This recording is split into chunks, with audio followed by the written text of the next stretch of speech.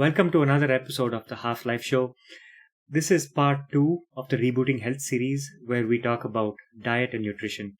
In part 1, we spoke more about exercise. What we eat does play an important role in our lives. So in this episode, we're going to go down how we exactly address nutrition and calorie needs that goes hand in hand with how much we exercise. We'll also provide some suggestions on how we could address the common challenges that come up in our daily lives regarding diet and nutrition. So let's get started.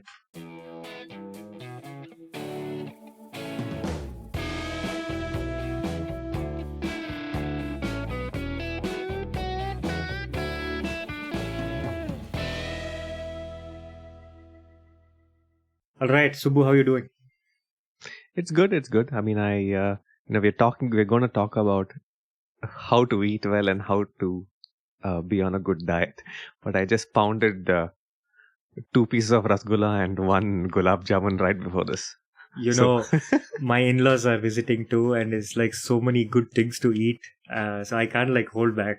I have to eat this. It's not like I do it all year, right? So I'm like, right. Okay, this is something I have to do. I have to try all this food. But I was also reminded, given that I'm going to turn 40 in about 6 months' time.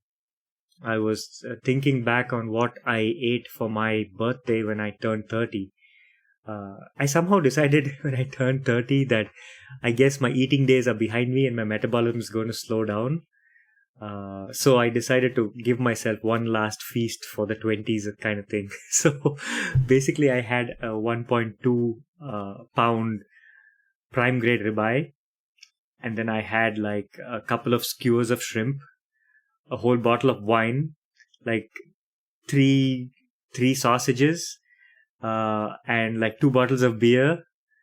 And this is in one sitting, and it took me about an hour and a half to eat this. And now looking back at it, I'm like, oh my God, I've eaten over 2.5 pounds of meat in one sitting. Oh my God. But I still remember it a decade later, so I guess it worked. But I can't try that stuff now. Going into the 40s, I cannot try that stuff. Absolutely, yeah, man. I mean, the way I eat now has changed so much, not because I've developed a sense of discipline as I've grown older, or it's not because I've gained more willpower as I have grown older. It's for none of that. My eating habits have changed for the better because my damn stomach can't handle the way I used to eat before. And right now, I can't believe this, right? I mean, on a Friday, say there was some sort of a happy hour at work, one bottle of beer, and it wipes. I mean, I don't feel normal at all. And just a few years ago, we would never stop at one beer. If it's some sort of a happy hour, you would at least be 2 or 3 beers down before you walk away from there. And now I gotta think, even if I'm gonna have one drink. Yeah. I mean, forget about spice. It's when I go back to Bangalore, we kind of go back to India at least every other year. And when I go out with my friends and they take me out to all the new fancy places in Bangalore, right? And you're ordering all these dishes, and I have to respectfully say, you know what, I'll have a small taste and that's it. And these guys pull on my pants because, hey, look at this. Hey, Subu's become all American now. His stomach can't handle. But the point is, I genuinely can't handle it. I can't handle any spice. I can't handle any of these masalas in Indian dishes. And well, that's how it is. But the silver lining is that in some ways, my stomach is not giving me an option. I have to eat healthy or relatively healthy. Otherwise, I pay for it the next day. So I think I couldn't have spoken, or I couldn't have given anyone advice on how to eat just a few years ago. I feel like I'm in a place where I'm allowed to give advice to family and friends about how to eat is only because my stomach has reeled me into eating healthy. Okay, so let's get into it. What exactly have you figured out now that you didn't earlier? Right. Now, see, the thing is that every day, right, every morning, when I go onto YouTube, all of these popular fitness influencers that you and I follow, there's a very good chance that they have some video on what you should be eating. 3 things you aren't eating that can make you lose 100 pounds. Okay. Yeah. Okay. The one supplement that's going to help you in your fat loss. Okay. Here is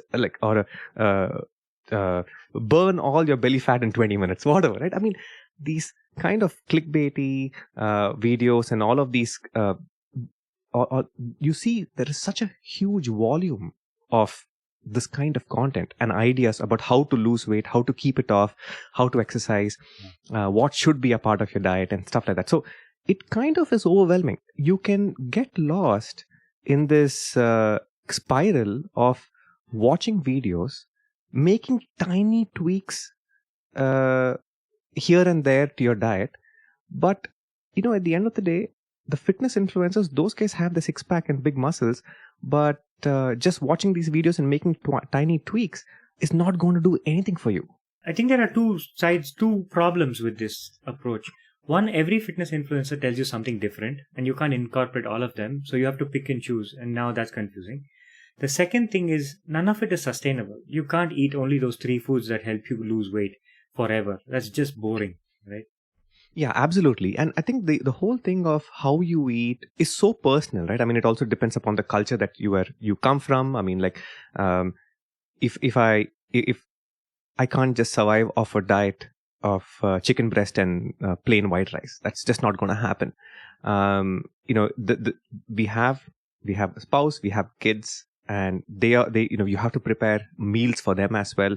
So it's very hard to keep a diet for yourself and a diet for the rest of the family. That's kind of a little bit hard. So, you kind of, it is good to watch all these videos. It's good to stay informed and see what the experts have to say. But what happened to me is about 1.5 years ago, I think I finally cracked it. I came up with a formula that works for me. So this is very important, right? I think I came up with a formula that worked for me. And this may not be for everyone else, but I've tried it out on a couple of friends and it's worked for them. And I kind of feel confident sharing the process that I go through. And most likely a portion of this may work for you. You may have to tweak it still. So this is what ended up happening about 1.5 years ago, right? Let me ask you one question that's relevant to this. What is your goal with regard to your nutrition? Is it to lose weight? Is it to put on weight? Is it to alter something you're doing? Stop eating something you were eating? What is your approach? Perfect. That's a good one. So I think that I think for most people, the goal, most people, including me, the goal is to lose weight and recompose. So basically some form of recomposition where I want to exchange the fat stored in my body and gain some muscle. That is really, so a combination of fat loss and recomposition is really what my goal is. While doing all of this, so this is the higher level goal, right? I mean, I think once I have achieved a certain consistency with eating well, I can think of goals like this. I can think of, hey, okay, you know what? I want to bring down my body fat from 24% to 20%, and I want to make sure my lean muscle mass goes up by so much. So these kind of very specific goals, I think you can set those goals a little later once you've achieved some sort of consistency with the diet. For most people, I think if you feel like you're just eating like crap and you're eating as you don't have a plan while eating, and your mood, the way your energy levels is fluctuating through the day, and you don't feel very good, generally speaking, right, from an energy standpoint. If that is who you are, I think you just need one goal, which is, hey, I just want to cut down my weight. That's it. So if you are say 180 pounds, 5'10", and maybe your goal is you just want to come down to 170 pounds. So just keeping a simple goal like that, which everyone understands, I think is the best place to start. So while I have this overarching goal of coming down from 24% body fat to 20% body fat, on a day-to-day basis, the only measurement I have is my weighing scale in my bathroom, right? So every morning, the first thing I do is I go pee, stand on the scale. I have one of those Bluetooth connected weighing scales. It records what my weight is. And that kind of at least shows me how I'm doing. The reason I measure every day and not once a week is because measuring only on Fridays used to make me nervous.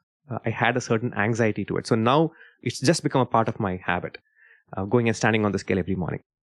So yeah, so the reason why ideally it should be either weight gain or weight loss is because the only thing you can measure on a day-to-day basis is with your weighing scale. Now that we set the expectations of what your nutrition plan has, what you are going for, now I think we can go into more of what your actual nutrition plan looks like. Okay, sounds good. So I'm going to share my screen. So for those who are listening to this on audio, it would be great if you can switch to the YouTube video because I'm sharing my screen. Otherwise, we'll try to do our best to paint a picture of words and communicate what's on the screen. Okay, so what I'm sharing right now on the screen is something called a macro calculator. And this is the calculator that Vikram, you and I use. And what this basically tells me is that once I enter my height, my current weight, my age, and what my body fat percentage is, and what my activity level is, it gives me it tells me the number of calories I can afford to eat and stay at the same weight. And it also gives me a certain target. It says, hey, if you're, so on the screen right now, it tells me that if I want to stay at my current weight of 176 pounds, I can get away with eating 2300 calories a day. But if I want to recompose, if I want to achieve recomposition and give up some fat and gain some muscle, it's telling me that my target needs to be about 2000 calories, right? So this is obviously a very rough measure, right? It's not an exact calculator, but it's a good thumb rule. And this is what I've been going by. So my current calorie budget for each day is about 2000 calories. So this is the place I start. And the target calories is based on your target weight. And the target calories here, in this case, it's basically the only question that the calculator asks you is, what is your goal? Is your goal recomposition, maintenance, or lean muscle gain? And based on what you choose there, it's going to give you a target. Okay. So this is where we start. So for maintenance, I can get away with eating 2300 calories a day. And if I want to achieve my goal, I need to restrict it to 2000 calories on a day-to-day basis. And starting from this point, the next thing I did was, so this is my technique, right? This is the technique which I said that it works for me. So in the past, I've tried things like MyFitnessPal, which is one of those apps on the phone, and it expects you to enter right after a meal what you ate, and it keeps an account of how many calories you have consumed through the day, right? So the problem for me with those kind of apps was that it was just too much work. It was too much overhead for me to enter something right after breakfast, and then right after lunch, and then right after dinner. And then I used to sneak in some cheat snacks here and there, and I never used to enter. And it was like it used to play around with my head. It somehow didn't really help me with it didn't help me improve my habit of eating well. Now, what really set it all right is coming up with a plan of what am I allowed, what do I usually like to eat on a day-to-day basis, and how many calories are there in those dishes which I typically go to, right? Now, both of us, like things like idlis, dosas, general Indian dishes like a chapati, roti, and curry, those kind of things, it's very hard for us not to eat them. It's, you can go like a few days without it, but then the rest of your family craves for roti and curry, and then, you kind of say, yeah, you know what, I don't want to sit and cook my own special meal. I'm going to sit along with my family and eat, right? So the first thing I did was decide, hey, what are the things I like to eat? And I came up with 3 options for breakfast, 3 options for lunch, and 3 options for dinner, saying that, okay, I'm going to, for at least 95% of the time or 95% of the days, I'm going to stick with what I have entered into my spreadsheet. And the nice thing with putting down a spreadsheet like this is I actually printed out what you're seeing on the screen here, and I stick it on my kitchen cabinet right next to my stuff. So it serves as a daily reminder that, okay, hey, this is what I'm going to eat. These are my options. And say at 4 p.m., if I wander into the kitchen and I open up the pantry to eat something, I have to first get through these spreadsheets staring at me. And then more often than not, I look at the spreadsheet and I say, hey, okay, I'm not supposed to be snacking right now. And I walk away. So now the thing here is that I'll give you a few options which is on the screen, right? For breakfast, the 3 options I've given myself are peanut butter and jelly sandwiches, or I could have oats and milk, or I can have eggs and fruit, like just like an omelette and fruit kind of thing. And I think those 3 are very nice, healthy, good options which are very tasty. It doesn't, and if from breakfast, if you move to lunch, I have, since I pack lunch for myself and my kid and the rest of the family, something like, say, some chicken with pasta and with some pasta sauce. That's one easy meal, right? Mm-hmm. And another is some sort of a bread and egg sandwich with a fruit along with it, or some chicken curry and rice kind of a thing. So these are good options, right? So that's what lunch looks like. And similarly, there is one snack and there's one dinner. And right now what I'm doing is, after much experimentation, I have figured out that I need about 4 meals a day. I need breakfast, I need a lunch, I need an afternoon snack, like a 4 p.m. snack, and then I have my dinner at 6:30. So 4 meals is what I've decided is what I need for me to keep my energy levels optimum and not have any sort of crashes. But one of the things that, Vikram, you've tried intermittent fasting. You have so that once you have dinner, then the next meal is only lunch the next day. So you've tried all of this. So even I've tried I've tried 2 meals a day, 3 meals a day. And this is the nice thing with 4 meals a day for me is that it helps me recover from workouts very well. That's the reason why it is 4 meals a day. Okay. So that is basically what it is. And the reason, this may seem like, okay, dude, what's the big deal? You just showed us a spreadsheet and it's got a bunch of things on it, and it's got some calories next to it. And what's so special about all of this? Now, for me, what is special about why the spreadsheet method worked, putting down, pre-deciding what my food options are and putting it down, is that over many months, there is this very weird positive thing that happened. It's typically called intuitive eating. So what that means is, when you say on a Saturday you go out with your family for brunch, and there is brunch is typically some sort of omelette and some eggs and bread and things like that. When you look at a plate of food, you can look at it, and in your brain kind of automatically counts the calories or estimates the number of calories in it. And the reason your brain kind of does it is because when you're on a day-to-day basis, when you're looking at your spreadsheet, and you know that one egg is like 70 calories, that a slice of bread is 100 calories, that a banana is 100 calories. So when you in this current time where we generally live in a world of excess, and there's just easy, dense calories and snacks available to you everywhere, it becomes very easy for you to see that, hey, I'm going to have a banana and a slice of bread, and this is going to be 200 calories right here.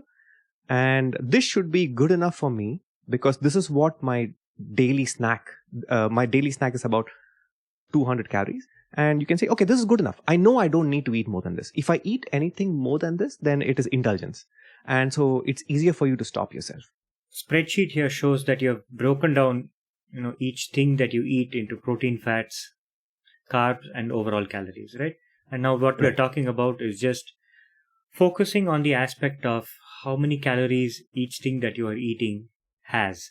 And if what I understand you're saying is, as you fill out this spreadsheet and work around the spreadsheet, you kind of get used to actually visually estimating how many calories anything that you eat might have. You might not estimate that properly, and it's totally likely that it will happen, but there is no need to be exact. You want to be accurate on most days through your spreadsheet, and when you do go out to eat or you have a party, you try to stick to the numbers in a rough estimate fashion.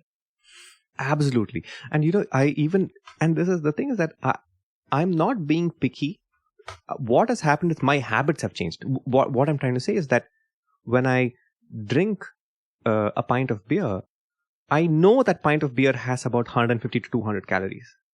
So what I end up doing is that if I have 2 beers, and that is roughly say 300 to 350 calories, and if according to according to my spreadsheet, if I know that my dinners are typically 700 calories, then what I do is I have my 2 beers, then I have like a small dinner portion, so that I'm not exceeding my 700 calories too much, right? So you can kind of self-regulate, and it's a good life skill to have. Okay, that's great. Now let's focus on a couple of more important columns here. And I would say one thing we should really get to talking about as soon as we can is protein. Yeah. What are your goals Sounds regarding good. protein? Okay, that's great. So now, the typical advice that you see is you need to eat 1 gram of protein for every pound of body weight, right? So if I am 176 pounds, I need to eat 176 grams of protein. Now, realistically speaking, that is not how we were. I mean, we didn't really grow up eating so much meat or any of that. Yeah. And generally hitting that kind of a protein level for me is near impossible, to be honest. Like, I really have to force myself in order, if I have to reach that 1 gram of protein per pound of body weight. Instead, through many months of experiments and changing my diet, I have figured that for me, about 120 to 130 grams of protein I can easily hit, right? And coming back to this making a spreadsheet for and deciding what your 3 meal options are going to be for each meal, the other big advantage is you can intentionally make sure that you're adding some sort of a protein rich food for every meal. Now, I'm highlighting my 3:30 4 p.m. snack over here, right? And my snack almost always, my afternoon snack almost always is some Greek yogurt and some fruit along with it. And the Greek yogurt, it's got like 16 to 20 grams of protein. And if I were treating my evening snack on an ad hoc basis, right? Say most of us, if you either go to school or you go to work, and say you're in office, and when 4 p.m. arrives, you just go to your company's break room and you pick up a bag of chips, or you pick up something that is available there. Or you may just, if you're choosing the same protein bar every day, you may say, I'm bored of that, let me get some Cheetos or whatever it is, right? So you're going to your break room, and at that point you're deciding, what do I feel like eating? And you're almost always going to pick something that is salty or something that is sweet, and you're not going to make a good choice. But since I'm living the spreadsheet life, when it's 4 p.m., I've already planned. I have a cup of Greek yogurt in my lunch bag, and I have some fruits, like an apple or a banana or some blueberries along with it, and I just dump it, and it's a delicious snack. And I've had a protein-rich snack, and it's much better than a bag of chips or whatever is available in the break room that day, right? And similarly, going from a snack to going to dinner or lunch, again, you can see I'm intentionally adding 3 eggs.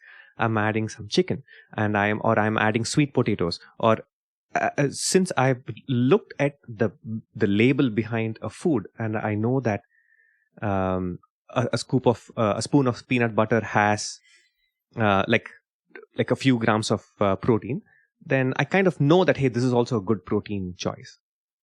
Now, just to put it into context, right? I was thinking earlier today, a pound of ground beef, for example, gives you about 100 grams of protein. Okay. Now, asking everybody to eat a whole pound of ground beef to get 100 grams of protein isn't just advice you can follow, because one, most people cannot eat ground beef entirely the whole time. It gets boring. Secondly, there may be people who just don't eat beef at all, and that's fine too, right? And thirdly, there is always a case for actually how much fat something like this contains, and it has too much saturated fat, and intake of too much saturated fat increases your LDL, cholesterol. And there's a big discussion with whether that matters or not. We're not going to get into that in detail. However, it is advisable, I think, at least what I try to follow myself, is to get as many different protein sources as you can. So ground beef is actually good to have. The saturated fat in reasonable quantities is good for you. But like you say, having chicken breast is another great, I think 4 ounces of chicken breast has about 25 grams of protein. Is that what your spreadsheet says? Yeah. And then one other source of protein we consume is through protein powders, because they tend to be low calorie but high protein. So a scoop will have probably 70 calories, but about, say 20 grams of protein, right? So that's what comes out of a protein shake scoop, powder scoop. So that's a good source. Greek yogurt is a great source because for 2/3 of a cup, it gives you nearly 20 grams of protein, and it has it's not saturated fat. It's, I think, mono unsaturated fats, which is good to have. So, and you also get the added benefit of probiotics, and because it's fermented, right? So it's good for your gut and things like that. And outside of all of this, what we also have is at home, we have like pea protein powder. And so whenever we can, we put a scoop of that into like pancakes, or we put it into gravies, into curries, because you want to thicken it up. And one great way to thicken up a gravy curry is to add a scoop of pea protein. So it increases the overall protein content, and it gives you that nice gravy, texture to the food. And then there's always things like paneer, which is actually a very good source of protein. I was surprised when I actually learned of it. It's actually pretty dense in protein, because it's kind of like strained milk, right? It's like condensed, like compacted milk. That's what it is. So it actually has a lot of protein, and milk itself has protein. So if you consider all these sources of protein, you can somehow start to hit your weight in protein, or come close to it. Like if you can get 0.7 grams of protein per pound of body weight, I think that's a good start. And you can consider including all these different kinds of meals into your dietary plan. That's good. Yeah, I think one of the reasons why protein has been a game changer for me, like a personal anecdote, right? Especially now that 40s is arriving and right around the corner, I want to keep working out like I have been, but the intensity with which I can work out, the amount I can work out, and how I recover from the workouts drastically changes every year I grow older. And protein and like a creatine supplement, those two almost work like magic for me. If I go a full week where I'm just eating a very carb heavy meal, then it affects my sleep, it affects the way my energy crashes through the day and how I feel, and also how I recover the next day, the aches and pains in my joints and muscles, all of that feels like very, very different. So I think definitely we aren't saying that, hey, focus on protein, because that's what the buzzword is right now. It is from personal experience and how I feel with and without it. Yeah, and it is and should form the most fundamental focus of every meal you set up. And I think one more thing we should add is, don't worry about over consuming protein, because the amount of protein you have to consume to actually make it toxic is like way more than you can even stomach in a single day. You cannot overfeed yourself with protein. And actually that leads me to another point, and that this will lead into why we should also consider fats. Protein and fats are not particularly bad for you, as much as weight loss programs and regimens tend to say don't eat fat stuff, like eat salads all the time because it contains no fat, go easy on this dressing.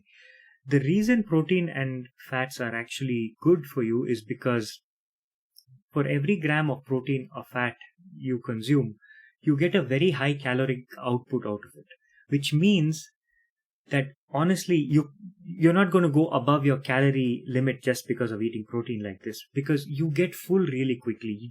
You cannot consume too much protein or fat and overshoot your calories by just doing this.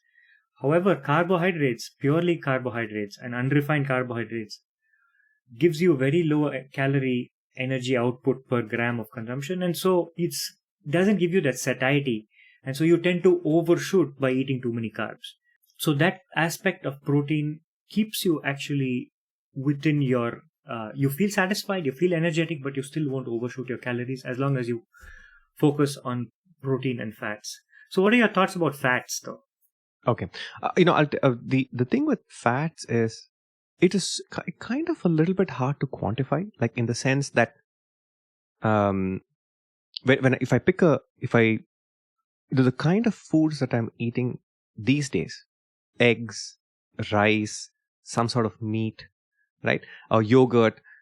These things are whole foods, and when I'm choosing a whole food, right, I almost don't even care about what kind of fats or how much fats is there in that, because generally it's all healthy. I think the one of the problem of fats kind of comes into the picture when you are buying like packaged foods, like things like a ready to eat dinner, or like frozen rotis or frozen paratas, right? So they put a lot of seed oils, they put a lot of butter. Their main goal is to maximize the taste so that you come back and buy it again, right? And so when you buy these pre-packaged and pre-cooked foods, you got to be very careful about how much fats are there. But if you're going to mostly cook at home and use whole foods, then don't even worry about it. I mean, don't worry about removing the yolk from the egg, right? And buying some sort of an egg whites in a plastic container which has this plastic lining in it and which is probably not BPA free and things like that, right?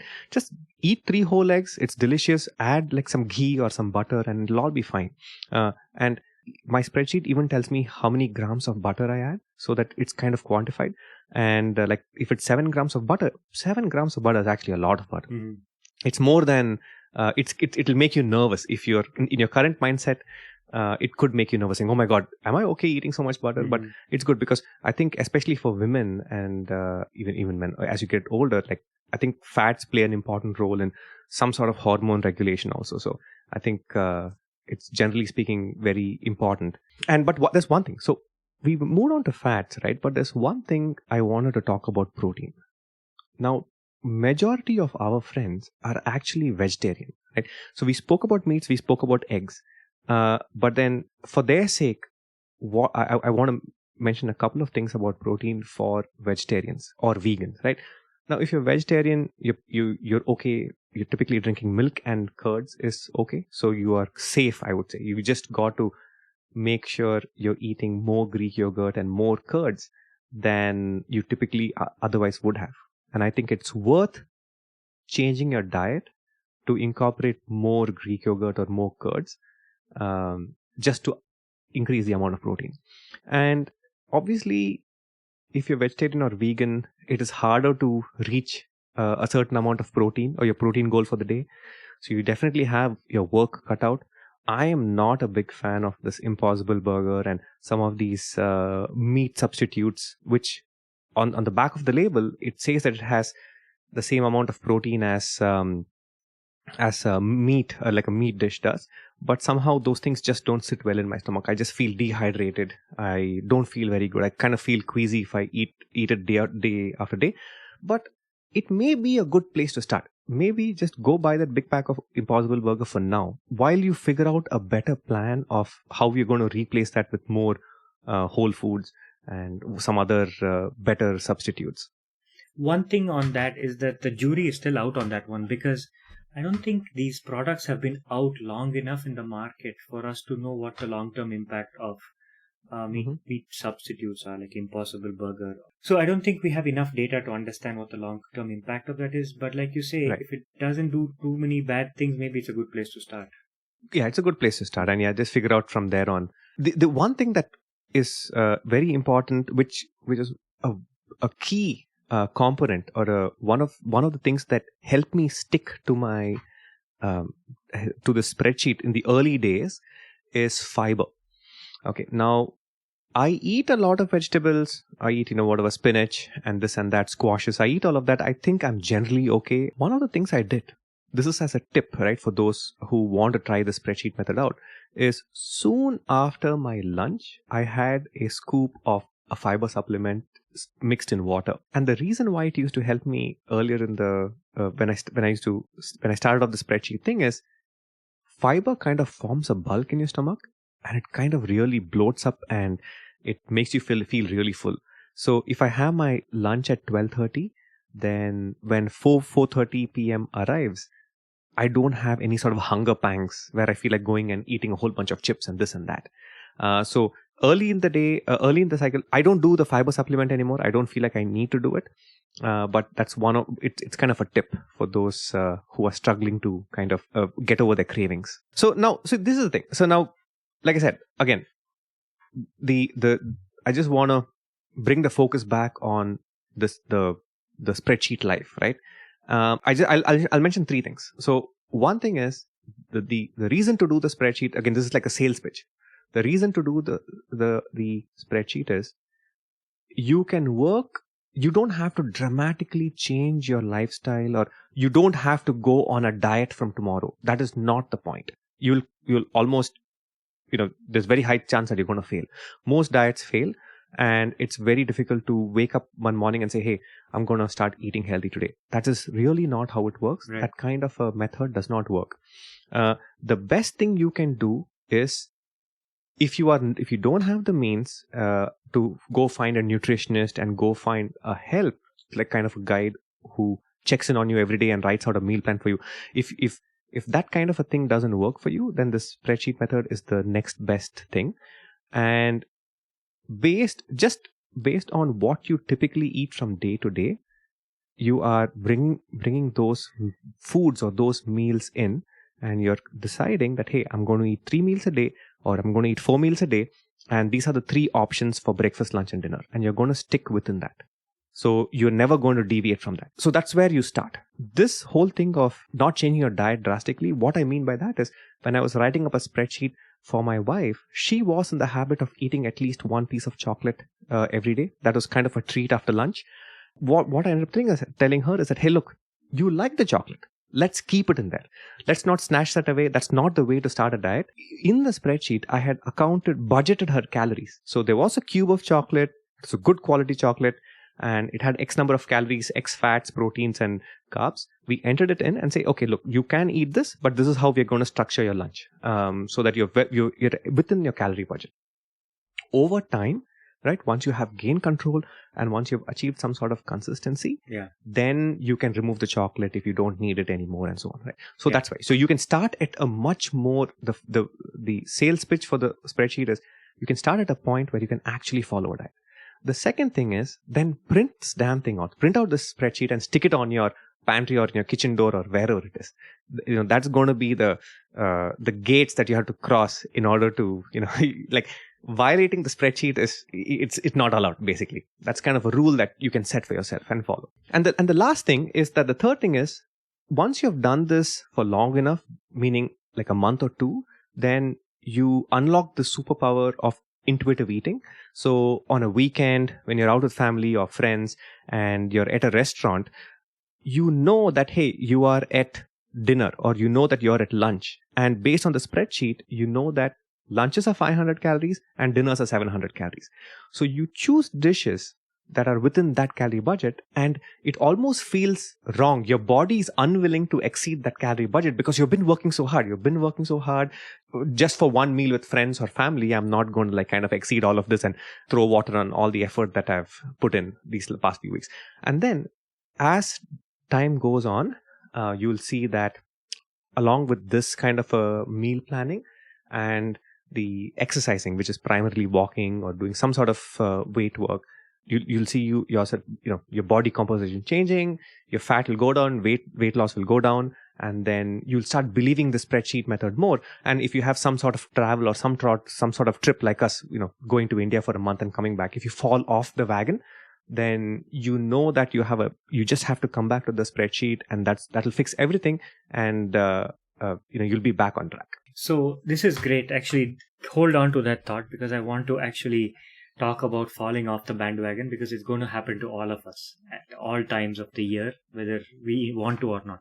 But before that, one comment I want to make is to cut out sugar, and especially sugar from sodas like Coke and Sprite, and sugar from things like ice creams, croissants, excessively sugary chocolates, Oreos, cookies. And the reason is that they really don't fill you up, but they're an excessive calorie load on your system. And it tends to be very detrimental to overall health than it does anything useful. So as much as you have your spreadsheet, so you can stick to your spreadsheet, but while sticking to the spreadsheet, you cannot go and have like a soda at lunch and a soda, for a snack. That does not work. Okay, so that kind of stuff is definitely adding. It doesn't matter if it's like a Coke zero. I know it says 0 calories, so you could say I eat 0 calories, but there are arguments against it, saying because it affects your hunger signaling, because your body is presented with the feeling of having sugar, but it doesn't have calories, but its response to the taste of sugar is programmed over so many centuries that it really does not produce the right hunger and satiety signals that your body should have for you to stick to a calorie budget. Okay, so that being said, are fruits actually good for you? I think the answer on that one is yes. Fruits are okay because sugar is tied to the fiber in the fruit. You cannot eat the equivalent of a bottle of apple juice in terms of real apples, because by the time you consume the same amount of sugar that you get in a can of apple juice, which is also a thing to watch out for because most juices in stores are actually artificially sugared, you cannot eat the equivalent number of apples to get the same amount of juice. You're going to get full before that because of the fiber thing you mentioned. It kind of fills you up quickly. So fruits are actually a good source. If you actually have a sweet tooth, I always say, like in your spreadsheet, you have a banana. But any good fruit, any real whole food is well worth eating, except this highly processed stuff like sodas. Now that that is out of the way, I have a question about falling off the bandwagon. So let's say I have a friend coming in from town and we haven't seen each other in a long time. And so we go out to this really good brewery and restaurant and they have these fancy appetizers. So we eat a bunch of stuff. We have a few beers, have a good time. No regrets. However, what do you do the next day? Are you going to eat slightly lesser calories to compensate for the previous day? Or are you just going to go back to your spreadsheet and pretend as it never happened? What is your approach? Yeah, that is such a good question. Okay. See, usually what ends up happening, I'll tell you what I don't know what the right thing to do is, but I can only tell you what I do. Sure. Usually what ends up happening is, because I at this point, if I overeat a meal or if I overindulge with friends, there is a truckload of there's some amount of guilt saying that, hey, I went beyond my calorie budget. So at this point, usually what ends up happening is I either add usually one extra exercise session in, and that session I add that in either before going for that meal with friends or after. So it's either say 45 minutes on a stationary bike or an hour walking with my rucksack. Usually, so an overindulgent meal usually results in an extra exercise session the next day or a couple of days later or something like that. So basically, I have to kind of pay for it, pay for what I've done. That's an interesting approach, though, because I was thinking in terms of how you're going to cut out your nutrition the next day. But you're saying go back to your spreadsheet, but throw in some extra exercise. That's always good to have. There's really no way you can over-exercise I guess you can, but for most normal people, you can always exercise some more. Okay, that's great. Now, on the same note, what about cuisine? Like, I had a friend who I run into the gym quite often. And he asked me, like, hey, what do you do? Do you eat like chicken breast and broccoli all the time? I mean, what's happening? What's your meal plan like? And I was like, no. I mean, yeah, I try to eat protein. And I do eat broccoli. I try to structure my meals nicely. But I'm not like that picky about it. And I'm really not compared to what your spreadsheet. I don't really use the spreadsheet approach. I just am relatively mindful of things. Okay, so maybe I can get better.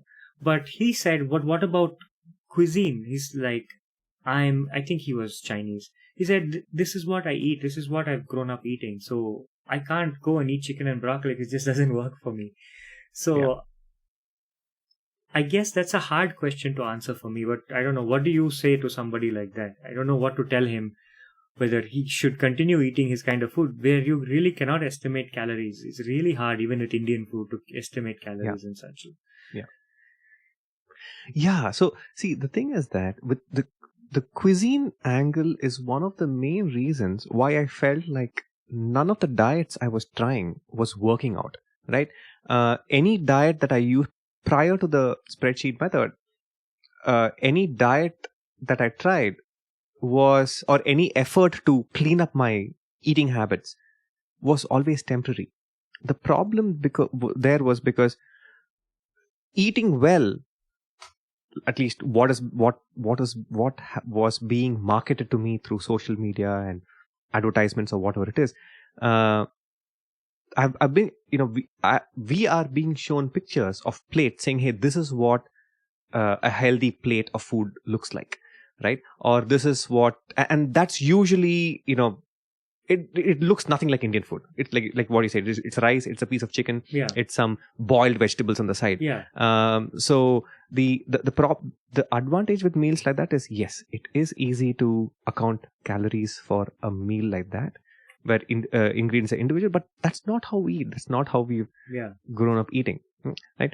And what I did was, I chose chapatis, rotis, right? Chapatis is a common carbohydrate source for dinners. Now, I took a few minutes just Googling, looking at the back of the wheat atta bag label and saying, hey, how much calories is there roughly in each chapati?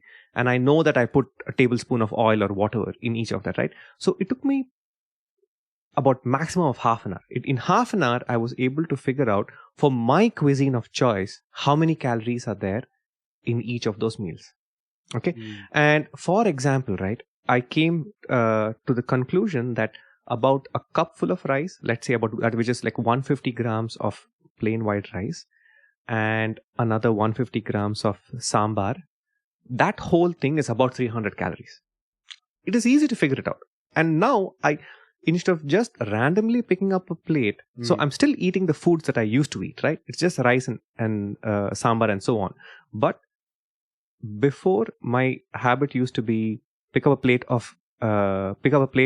dump a bunch of rice on it, dump, whatever curries on it, mix it up and eat, and then go back and this kind of, I don't know how much I'm eating. I may overeat, I may undereat.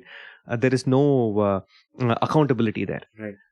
So it took me, I feel like the best way to succeed is you stick to your cuisine or the thing that you've eaten growing up, but spend a little bit of effort, half an hour, and figure out how many calories are there in it. It is possible.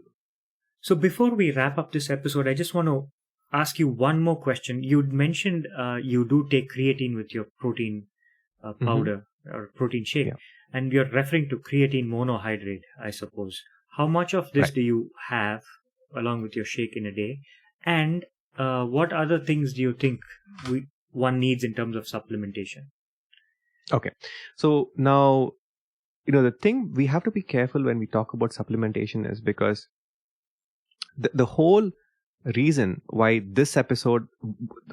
we started speaking about health and exercise and diet and things like that, the last episode and this episode, is because we came across this article which said, don't major in the minors, right? Major in the majors.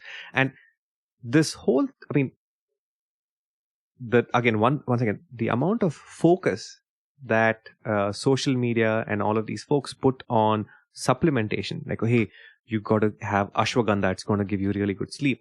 You need to have exactly 5,000 IUs of vitamin D, or you need to add this mushroom kind of a thing into your thing, and it's going to give you all of this kind of stuff and all, right? And you have this whole new range of nootropics, and it's crazy, and you can spend hundreds of dollars every month on all of this stuff.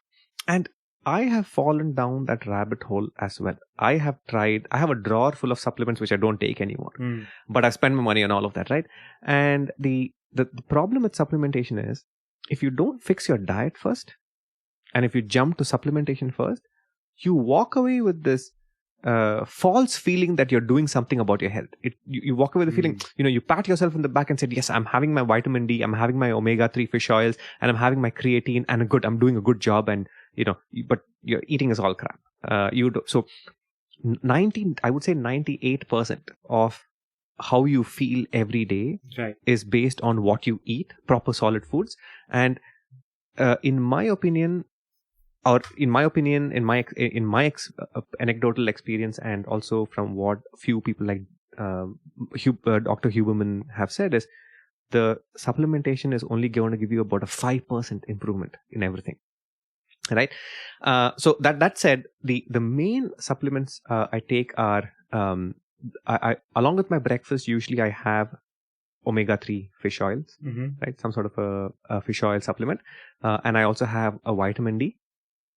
And usually on days that I work out, I have 1 scoop, which is 5 grams of creatine, just mixed in water. And either usually soon after the workout, I have it. But those are pretty much it. Fish oils. And of course, and one last thing is a daily men's multivitamin kind of a thing. So I do have like a multivitamin every day. How much vitamin D do you have? How many I use? So I usually get my blood work done and all of my levels measured at least twice a year. So once every 6 months I get my levels measured, which is kind of a little too proactive, but I like it. I like to know my numbers at least twice a year. If I supplement with 5,000 IUs of vitamin D on most days, right? There are many days where I forget about it. But then on at least 5 days of the week, I have 5,000 IUs of vitamin D. And I'm kind of, since I'm measuring it every 6 months, I can, some people may say, oh man, 5,000 seems like a lot. Usually doctors say like 1,000 or whatever. But I have this, I feel perfectly fine. And my mood is great, and my vitamin D levels are still pretty normal in the 40s. So 5,000 IUs is what I take. And usually what I do is I also have like a vitamin K2. Now these days they say that to increase the absorption of vitamin D, you kind of it comes together. Vitamin K2 along with it. Yeah, a lot of times, especially if you do those drops of vitamin D, it kind of comes together. You don't even have an option. Right. I think I do 4,000 IU, but I'm not very consistent about it. And actually, like you mentioned, 40 is, I forget, nanograms per deciliter or something like that is the unit. Is a good number actually for somebody who spends most times indoors. Mine, I don't think crosses 30 if I have to look back at my report, but it's really not past 30. And how much omega-3 do you have? Yeah, so that, I think it is roughly that DHA and EPA, what are the combination? I think it's a total of 1,500 or something like that. It's kind of, it may seem like a higher dosage, but I buy this brand called Nordic Naturals, and the dosage for that is like 1,000 or 1,500. So that's what I go with. Okay, that's it good. It may even be a little more. I think I have the same kind of thing going for me. I pretty much have creatine with vitamin D, and I have omega-3. I don't really have a multivitamin going on, but that's something I should look into now that you mention it. Yeah. So with all that we've spoken about, I think we covered nutrition in a general sense of what one could do within an hour, right? One or two resources we can leave behind here is actually a link to your Google Docs spreadsheet. So if anybody wants to take it and modify it to their own needs, we'll have a link in the show notes, or if you're watching this on YouTube, in the description. We'll also provide a link to a database of foods that are commonly consumed by people. Actually, it's kind of worldwide, that gives you all the calorie information. I do believe I've seen something like this. So we will definitely include that in the show notes and also the YouTube description. So check that out for more information. As always, if you want to reach out to us on Instagram, our handle is @halflife.show. So send us a DM with your comments on this episode, or if you have any other extra thoughts on nutrition or diet, or what it is that has worked for you, we'd love to hear from you. If you're listening to this on YouTube, do leave us a comment below, and we'd love to hear everybody's opinions and views on nutrition, because it's such a varied and diverse topic. So this episode and all the previous episodes are on our website at www.halflife.show. We hope you enjoyed this episode, and we'll hope to catch you on the next one. Bye.